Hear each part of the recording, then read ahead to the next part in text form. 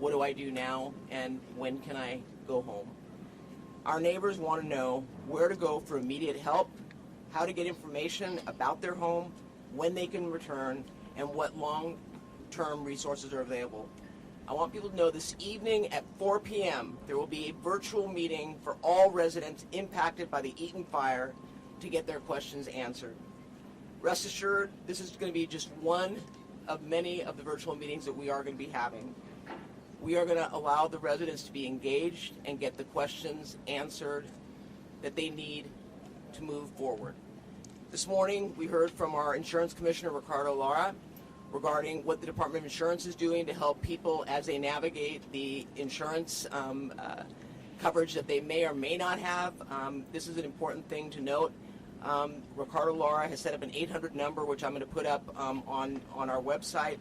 But I want you all to know that we are going to be working diligently with the state to make sure that those that are insured get the financial help they need. I'm also hearing that people, I know yesterday we announced that FEMA has set up a website, and I'm seeing that people are filling out the form and being denied. I'm following up on that to find out what is going on, because it is completely mind-boggling to me that people who have lost everything are filling out a form as told and then are getting an immediate denial. So if you have done that, please, please, please, I'm going to try to get an answer within 24 hours to find out what's going on so that you all get the answers you deserve. If you have any questions and that you want answered during the meeting tonight, you can drop the questions in a chat during the live stream or submit them ahead of time via email to 2025.eaton@firenet.gov. Again, 2025.eaton, E-A-T-O-N, @firenet.gov. We've also extended the opportunity to utility companies to participate and answer your questions. I know that's another question we're getting is, when is my power going to come on? When is my gas going to come on? These are questions that we're going to be addressing tonight, so I would encourage you all to participate. And last but not least, and I've said it, and we've got elected town council up in the Altadena area, and I know of at least 4 have lost their homes. These are elected officials that are representing the community, and I want you all to know that they are with us. They'll be there on the virtual call tonight and are very, very, very much a part of the community, and I just want to acknowledge them because it's important for us to recognize that behind every single thing you're seeing on the TV, there are people's lives who have been impacted, and it is not lost on me. So with that, I'm going to introduce now Los Angeles County Fire Department Fire Chief Anthony Maroney to give you an update on the Eaton Fire.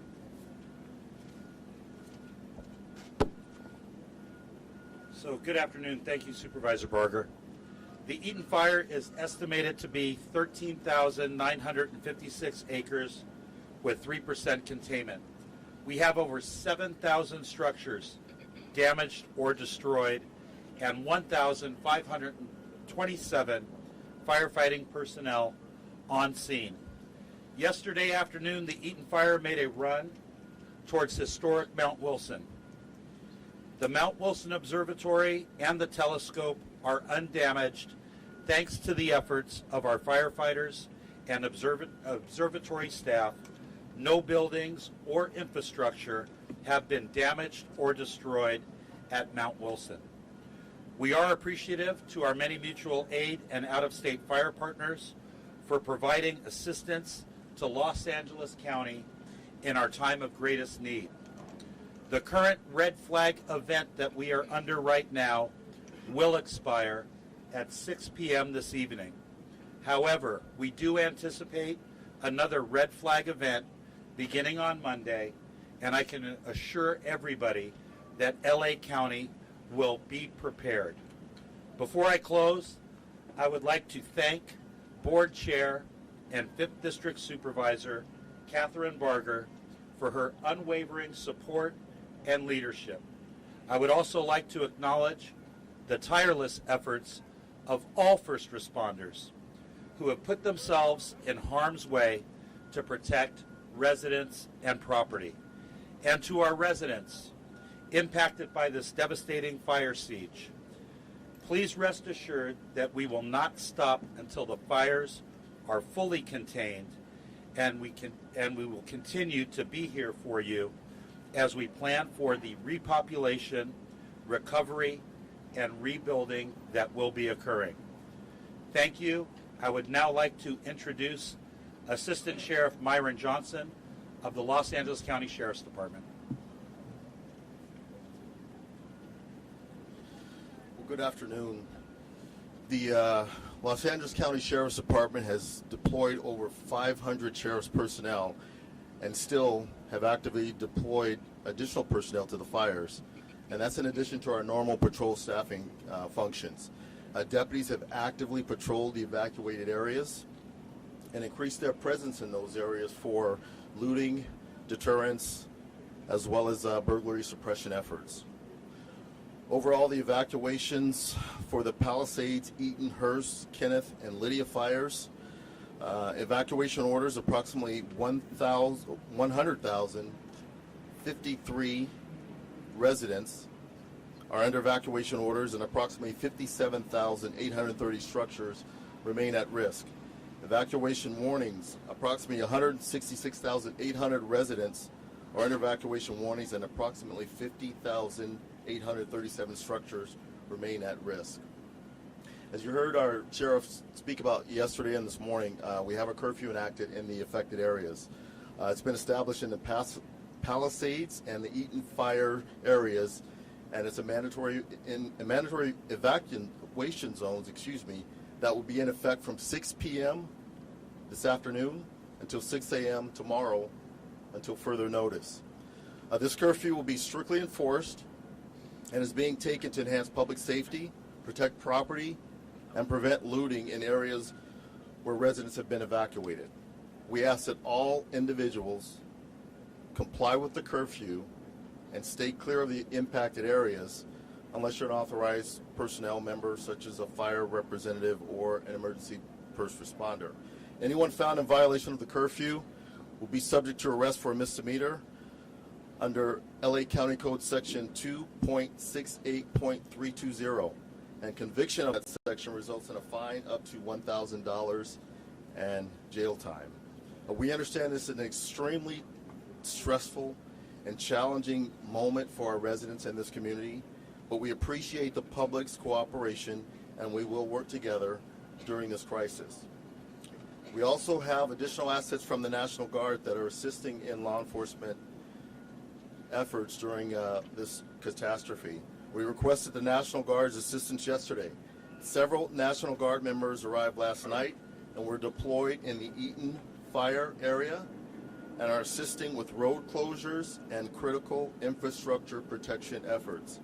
As additional National Guard personnel arrive, the Sheriff's Department will strategically coordinate their deployment to both the areas in collaboration with LAPD, Pasadena Police Department, Santa Monica Police Department, Azusa Police Department, and Arcadia Police Department. There continues to be criminal activity in the Eaton area, and we continue to make additional arrests since yesterday, but these numbers are still fluctuating, and we're gathering the information. In total, we have made about 18 arrests between Eaton and the Palisades fire, 15 in Eaton, and then 3 in Palisades. Charges include possession of narcotics, possession of burglary tools, burglary, identity theft, looting. One suspect was on active parole and was also charged with possession of a concealed firearm. Unfortunately, we have confirmed 8 deaths in our jurisdiction, 6 in the Eaton Fire area and 2 in the Palisades County area. Our Homicide Bureau is working closely with the LA County Coroner's Office to respond to any deaths that have been reported. Our detectives have started to process certain investigations related to the fire, but they have to wait for access due to the dangerous conditions that still exist, such as downed power lines, leaking gas, and spot fires that are occurring. And just as Chief Maroney indicated, I'd like to acknowledge the hardworking men and women out there on the front line making sure this community is safe, and this department is dedicated to apply every resource we have to be with you until we can get a handle on this tragic event. And now with that, I'd like to introduce Operations Section Chief Don Fergulia.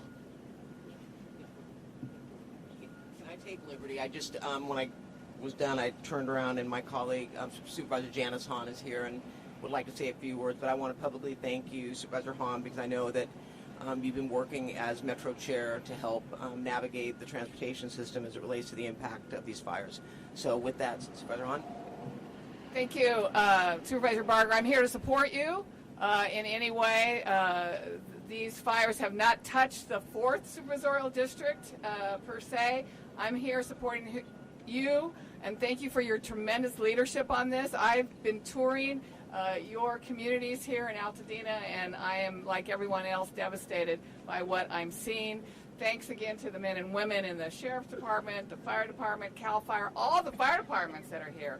And I specifically wanted to come see some of the stations that were from the 4th District.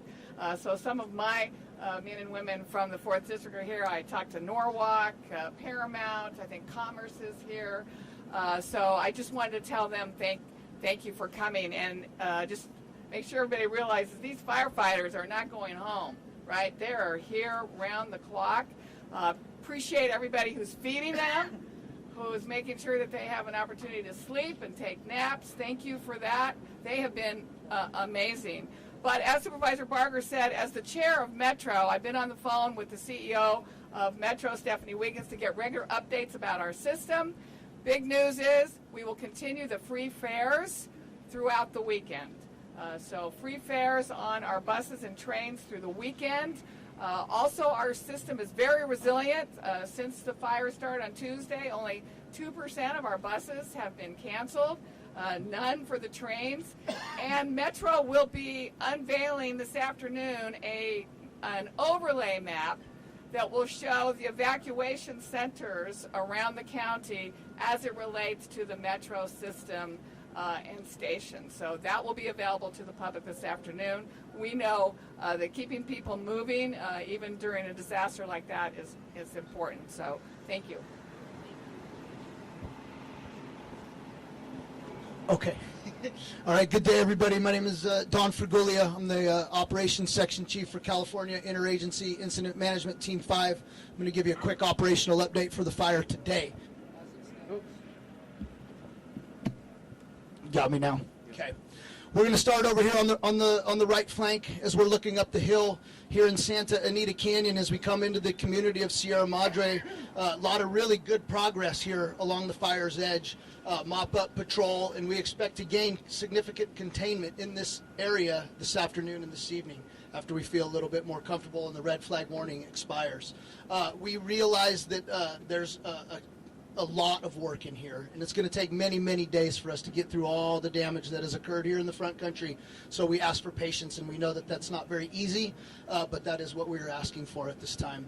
As we move across the fire down here along the 210 corridor into Altadena area, again, this area still has a ton of activity going on in it, not just fire suppression, but also damage assessment, things of that nature.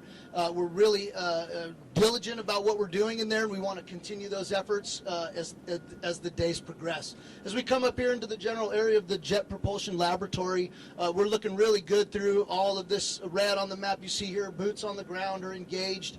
We're mopping up. We're using rotor wing. We're using aircraft in this area to hold this corner. We know this corner is critical for us, so we're making good progress here.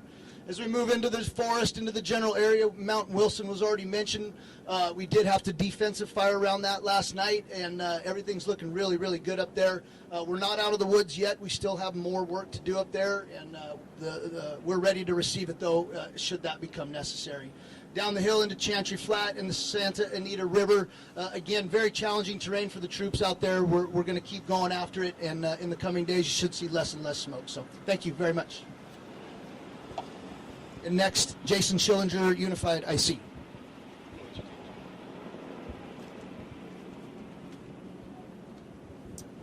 Good afternoon. Thank you for joining us today. Like my Operations Section Chief mentioned, my name is Jason Schillinger, one of the Unified Incident Commanders. And to my side over here, I have several of my other Unified Incident Commanders with me today. First and foremost, I want to extend my deepest sympathy to the families and individuals affected by this devastating event. We recognize the fear and uncertainty you may be feeling, and our hearts are with you during this challenging time. Our top priority remains the safety and well-being of all residents and emergency personnel involved. We are also grateful for the support of all agencies who sent resources to our aid. Mutual aid agreements and cooperations with surrounding areas have been essential in containing the fire and protecting more lives and property. Firefighters are working around the clock in difficult conditions to ensure that this fire is contained and that no further lives and property are put in danger. We are confident that we are making significant progress, but it is important to remain on guard and follow safety advisories. I want to remind everyone that the safety of our community and first responder is our highest priority. At this time, evacuation orders remain in place in many areas, and we urge all residents to follow the directives immediately. Our Unified Incident Command Team has been in constant contact with state and local agencies to ensure that we have the resources needed to deal with this fire. We have 2 incident management teams assigned here. One team is focusing on suppression and one team is focusing on recovery, but both of our teams are focusing on one common goal. While we are not out of the woods yet, I'm confident in our ability to continue working together and to get through this crisis. The fire will be contained and we will rebuild stronger than before. In the coming days, we will be providing additional updates as the situation evolves. It is also important to note that investigations into the cause of this fire is ongoing, and we will share the information as soon as it becomes available.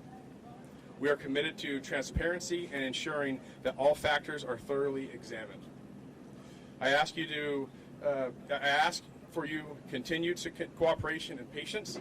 Please remain alert to updates from local authorities, and if you have not already done so, follow all the evacuation orders and advisories. We will continue to work relentlessly to ensure that the situation is resolved and quickly as possible. Thank you for your time. Before we open it up to questions, I want to acknowledge State Senator Sasha Renee Perez, who's been to each and every one of these press briefings. Thank you for being such an incredible representative, as well as Assembly Member John Harabadian. Thank you as well. And also our city representative from the city of La Cañada Flint Ridge, Michael Davitt. Thank you for being here. And then we've got U.S. Fire Administration, Dr. Moore, Merrill, right back here. Thank you as well as U.S. Forest Service Chief Garcia. Thank you. So with that, we will open it up. Oh, I'm sorry. We've got our fire chiefs from the city of Sierra Madre, Chief Bartlett, fire chief from the city of Pasadena, Chad Augustine. So now with that, we'll open it up for questions, correct? Okay. Thank you. That'll conclude our speakers today. So if you have a question, please state your name and the agency, and raise your hand, and we'll have our PIO come to you, and we'll direct your question at who you'd like to go to. Craig Figner. Arcadia Fire Chief Swin. I'm so sorry. I'm so sorry. Quite the media setup here. It worked well. Supervisor, I wanted to ask you, there were a lot of people who wanted to get past the National Guardsmen, people, the troops, to get property, to get clothes, medicine, and they had proper ID. They didn't seem to be troublemakers, and they were really bothered by that. I understand there's been a change in the instructions, so long as it's not during those curfew hours of, 6 p to 6 a. So I'm heading up there after this to find out what's going on. I mean, there's no question in my mind that I was on the way here, talked to a family that's lost their home, and they want to get up there, and their experience was different. They were allowed in, showing proper ID.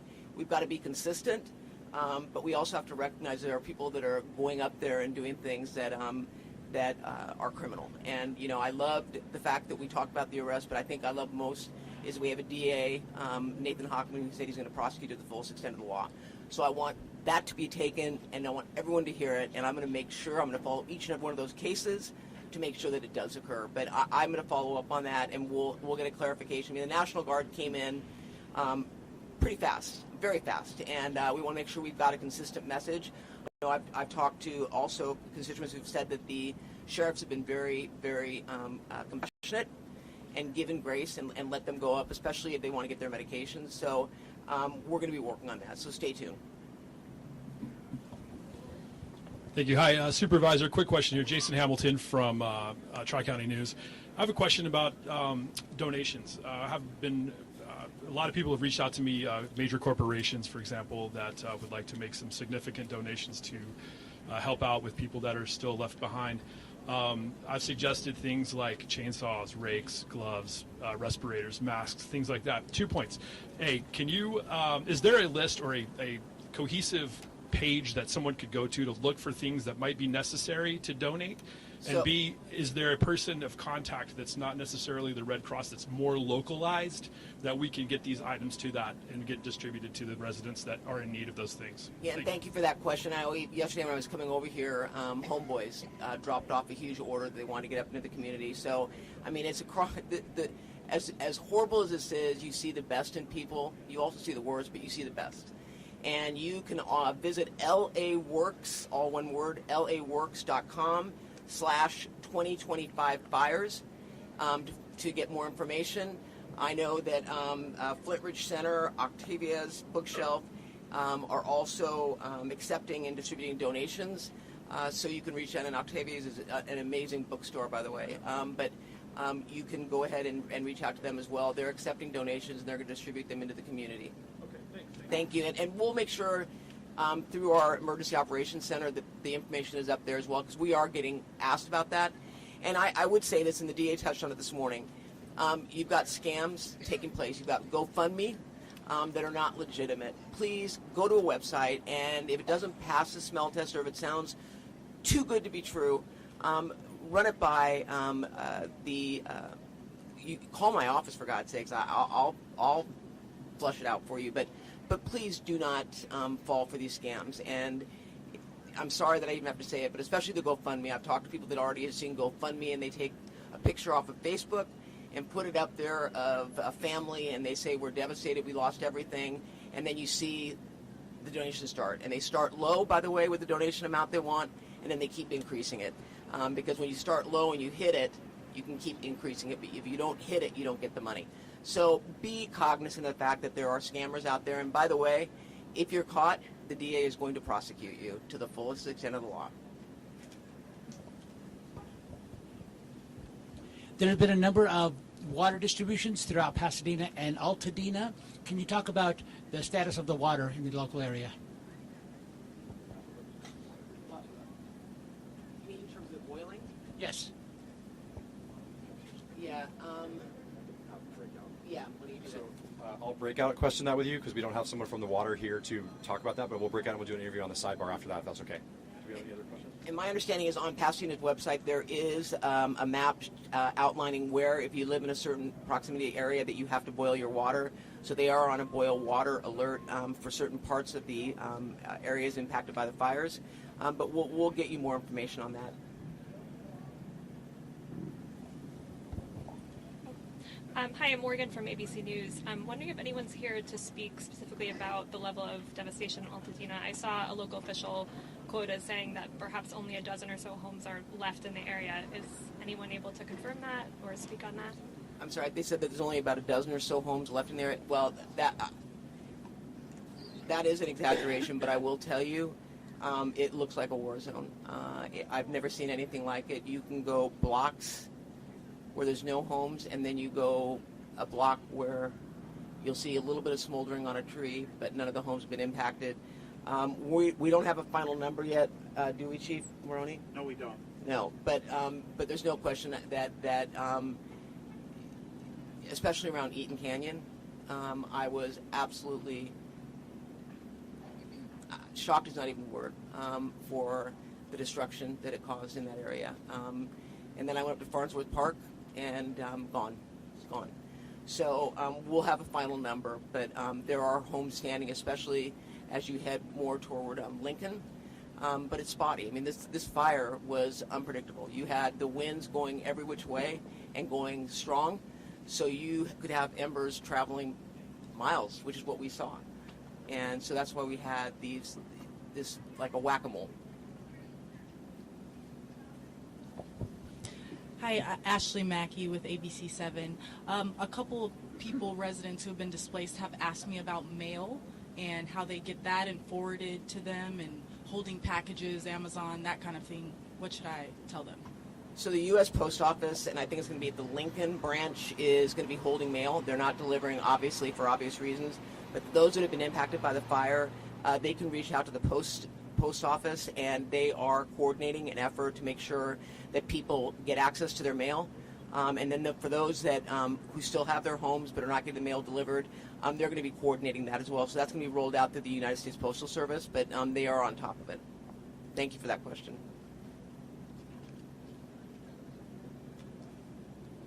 That will conclude our press conference. Anyone that would like to break out, we'll have Spanish-speaking PIOs along with other POs on the side. Thank you all for coming, and stay safe out there.